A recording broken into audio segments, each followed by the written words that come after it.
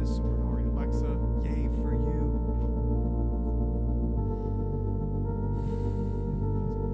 And I found 5 Netflix cameras that you can go and buy right now in 2023 without breaking the bank. And we're going to talk about the pros and the cons of each camera and why each camera might be the perfect camera for you.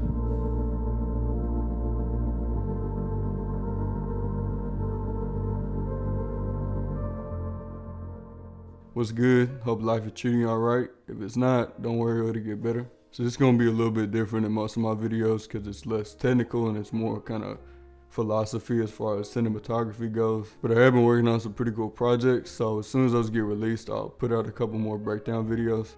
So why do you feel like you suck as a cinematographer?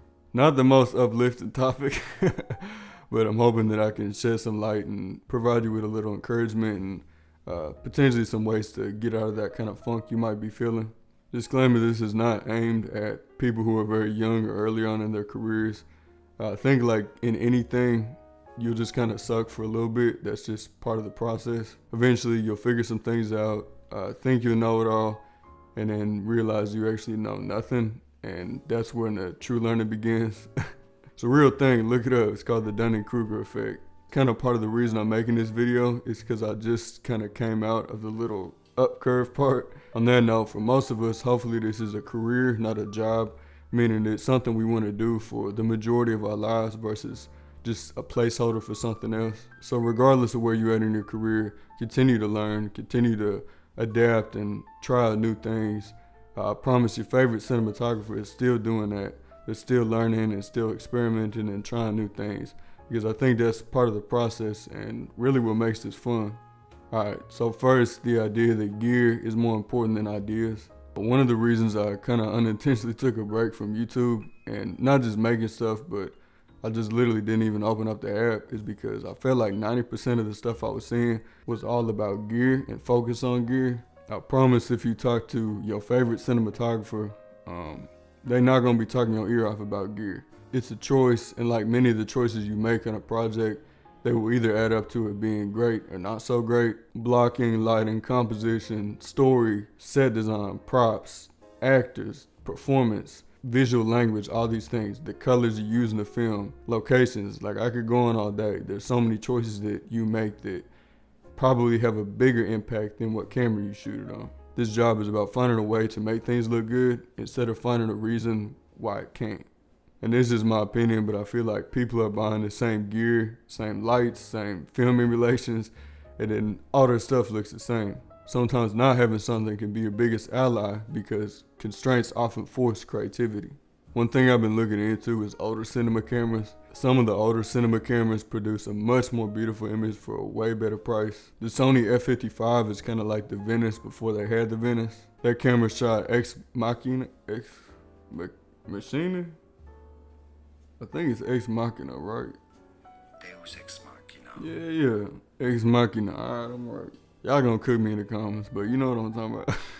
Older C300s, C500s, C700s. Hoyt van Hoytema, he shot some of her on the C300. I was seeking a look at getting some of the older Alexas. They all use the same ALF3 sensor down to the classic, but to be honest, the camera you have is probably more than enough. I personally would recommend spending money on lighting and grip equipment. Spending 5 bands on lighting equipment will have a noticeable impact on your work, whereas spending 5 on a camera probably won't have that big a difference.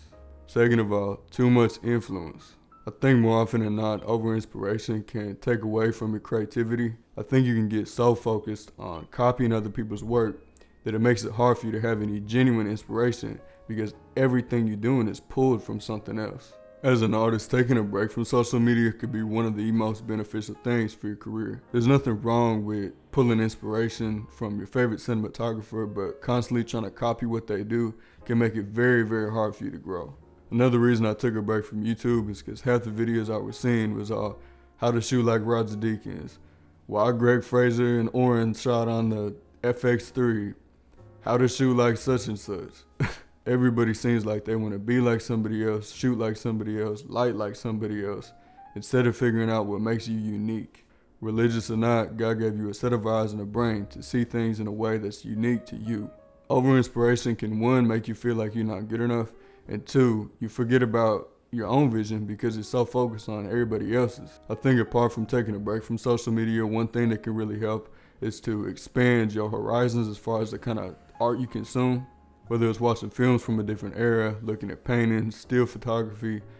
Y'all gonna cook me, but watching some anime, look, Naruto got some fire compositions, alright?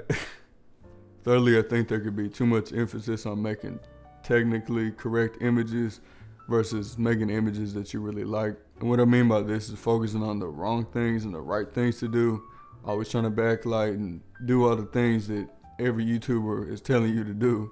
I think if you get so caught up in that, you forget about really making images that say something and mean something to you. To me, cinematography should never be an equation or a formula.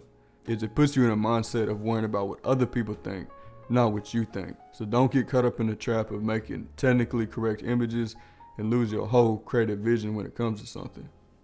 And lastly, be okay with being an apprentice for some time.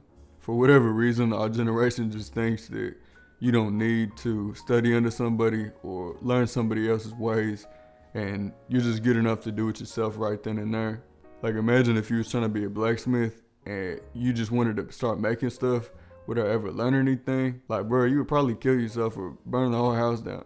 Sure, you can learn the basics of how to be a blacksmith on YouTube, but there's so many little things that you would never get to experience if you didn't learn directly under somebody. For me, one of the most beneficial times of my career was when I was a second AC under a DP that I really liked and respected. And he just taught me so many things on how to lead a set and how to run a crew, and I don't even want to think to imagine where I'd be at if I hadn't spent that time serving him.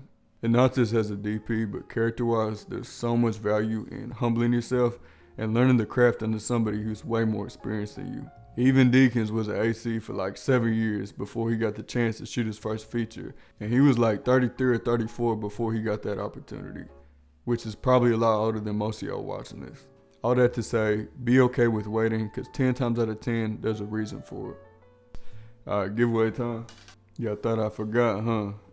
All right, and the winner, my boy Joshua Martinez. Congrats, bro. I know it's been like 9 months, but I'll figure out a way to get it shipped to you. Thank you for watching, though. I appreciate the support, as always. I hope this encouraged you, not discouraged you. You know, remember, this is a marathon, not a sprint. And it's okay if things don't happen as quickly as you want, because you probably would blow the opportunity if they happen as quickly as they want. At least that's what I'm learning for myself. Feel free to shoot me a DM or leave a comment if you got any questions or hate mail or anything like that. Love y'all, but I gotta go watch Doom 2. You know what time it is, man.